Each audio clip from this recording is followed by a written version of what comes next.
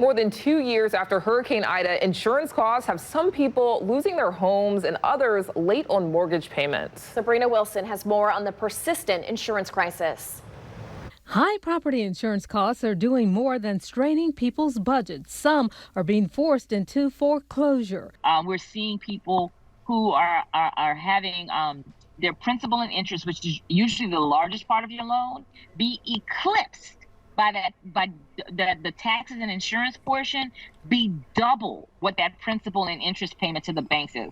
That's a dramatic increase in your monthly payment, and it's leading to foreclosures. Recently, Louisiana Insurance Commissioner Jim Donnellan told Fox 8 they are losing their houses every month because we had to raise the rates for citizens, 120,000 policies at the time, this past January 1st, so that 10,000 renew each month throughout the year and are hit with that 63% rate increase. Andronica Morris is executive director of Housing NOLA.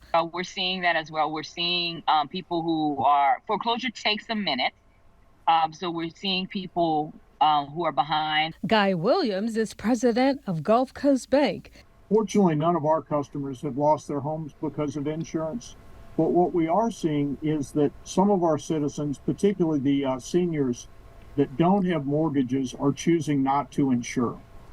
And that's unfortunate because if there's a storm or hurricane, they'll have no ability to rebuild unless they have substantial assets.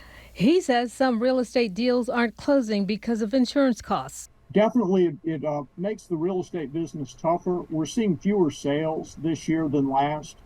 And I think people are having to adjust to higher insurance, but also higher interest rates.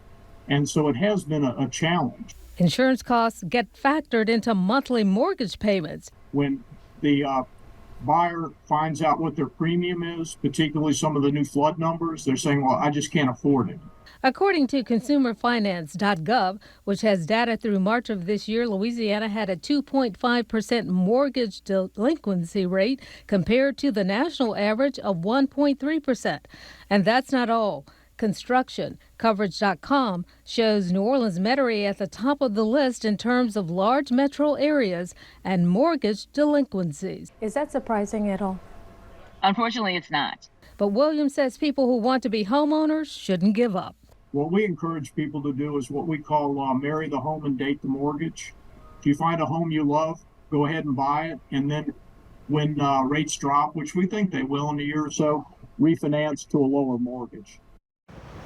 That was Sabrina Wilson reporting. Andronica Morris of Housing NOLA says you should not be spending more than 30% of your gross income on your total housing costs. And she says communities as a whole could have done more years ago to help people have more of a financial cushion for when things happen.